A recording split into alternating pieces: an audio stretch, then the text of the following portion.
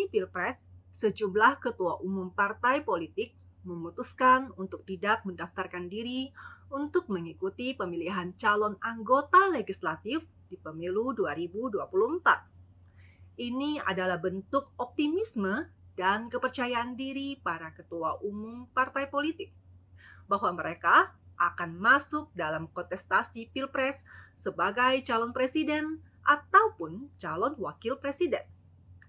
Partai-partai tersebut mengharapkan efek ekor jas yang jauh lebih menguntungkan secara elektoral dari pencalonan para ketua umum sebagai peserta pemilihan presiden. Dengan mendaulat ketua umum parpol untuk maju sebagai capres atau cawapres dinilai penting untuk menjaga kewibawaan serta memperbaiki fungsi partai di tengah masyarakat. Sebaliknya, dengan mendaulat ketua umum yang layak dan berpotensial maju di Pilpres hanya sebagai calon legislatif, maka akan berdampak pada menurunnya kewibawaan sebuah partai. Ketika kewibawaan partai menurun, hal itu tentunya akan berpengaruh besar pada kondisi psikologis para kader dalam pemenangan pemilu. Partai-partai tersebut diantaranya adalah Partai Demokrat dan Partai Kebangkitan Bangsa atau PKB. Demokrat menyatakan bahwa ketua umumnya Agus Harimurti Yudhoyono atau AHY tidak didaftarkan sebagai caleg agar AHY dapat fokus berkompetisi sebagai capres atau cawapres dalam Pilpres 2024. Sementara PKB, untuk pertama kalinya, ketua umumnya Muhaimin Iskandar tidak mendaftarkan diri sebagai calon anggota legislatif pada pemilu mendatang karena ingin memperjuangkan mandat muktamar untuk maju dalam Pilpres 2024. Terlebih, Pilpres mendatang tidak ada calon petahana atau incumbent yang maju dalam Pilpres mendatang. Oleh karena itu, semua tokoh potensial berpeluang untuk maju dan memenangi Pilpres, tidak terkecuali Muhaimin Iskandar. Jadi ini adalah momen terbaik bagi PKB memajukan ketua umumnya dalam kontestasi Pilpres 2024. Bagi partai politik, tentu saja 2024 bukan hanya Pilpres yang menjadi utama, tetapi juga untuk mengamankan pemilihan legislatif atau pileg. Salah satu cara untuk mengamankan pileg adalah dengan memastikan ketua umumnya untuk mendapatkan tiket pencapresan. Tujuannya adalah untuk mendapatkan kotel efek atau efek ekor jas. Sebab partai yang bisa mengusung ketua umumnya atau kader internalnya untuk maju di Pilpres, maka ada kecenderungan partainya akan mendapatkan limpahan atau berkah elektoral. Meski kemungkinan kalah saat berkontestasi di Pilpres selalu ada, tetapi partai bisa mendapatkan efek ekor jas yang jauh lebih menguntungkan ketika ketua umumnya maju sebagai capres atau cawapres. Hilangnya sejumlah suara karena mereka tak lagi mencalonkan diri sebagai caleg pun tidak berpengaruh signifikan pada perolehan suara partai secara keseluruhan yang mencapai jutaan suara. Pada awalnya, baik Demokrat maupun PKB sama-sama menargetkan ketua umumnya untuk bisa maju sebagai capres 2024. Akan tetapi, elektabilitas baik AHY maupun Muhaimin masih jauh tertinggal dari sejumlah nama besar seperti Gubernur Jawa Tengah Ganjar Pranowo dan Ketua Umum Partai Gerindra Prabowo Subianto yang sudah hampir dipastikan maju di Pilpres.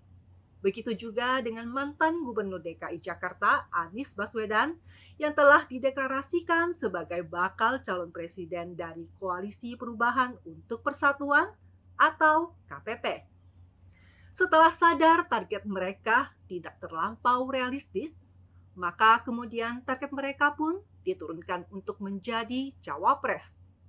Namun sayang, Hingga kini, nasib AHY dan Muhaimin tampaknya belum memiliki kejelasan.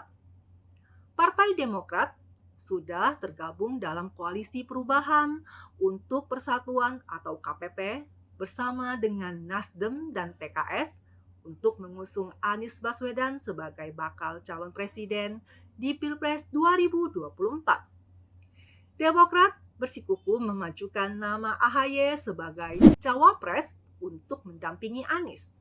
Demokrat sadar bahwa partainya dibutuhkan di dalam koalisi perubahan ini untuk memenuhi persyaratan presidensial threshold atau ambang batas pencalonan presiden.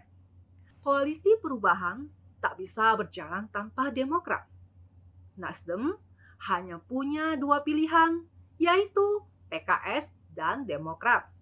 Karena partai-partai lain dalam koalisi pemerintahan sudah menutup diri untuk bergabung dengan koalisi perubahan. Keinginan Nasdem untuk mengusung Anies di panggung Pilpres 2024 bisa gagal jika AHY dan jajarannya bermanuver. Dengan situasi demikian, tak heran jika Demokrat berani memasang harga mati bahwa AHY maju sebagai RI2. Nasib yang sama juga menimpa Muhaimin Iskandar bersama partainya PKB. Sejak PKB bekerja sama dengan Gerindra membentuk Koalisi Indonesia Raya atau KIR, PKB tak henti-hentinya menunjukkan keinginan agar Muhaimin bisa berpasangan dengan Prabowo dalam Pilpres 2024. Namun hingga kini, KIR belum memberikan kejelasan apapun soal siapa cawapres yang akan mendampingi Prabowo di Pilpres 2024. Muhaimin kerap menyatakan ancamannya untuk hengkang dari KIR jika keinginannya tidak tercapai. Muhaimin tentu saja tak mau terus-terusan diberi harapan palsu oleh Gerindra karena tidak kunjung diumumkan sebagai pendamping Prabowo. Wajar jika kemudian PKB gelisah dan mulai bermanuver dengan mencari-cari partner yang baru yang lebih memungkinkan untuk diajak bekerja sama atau mencari partner yang bisa merangkul Muhaimin untuk menjadi pasangan pengantin di Pilpres 2024. Maka tak heran PKB kemudian mulai melirik dan menggoda parpol-parpol yang berada di koalisi lain seperti Golkar dan Demokrat. Manuver PKB disinyalir sebagai sinyal ancaman kepada Gerindra jika pada akhirnya Prabowo tidak memilih Muhaimin sebagai cawapresnya. Maka PKB akan cabut dari koalisinya.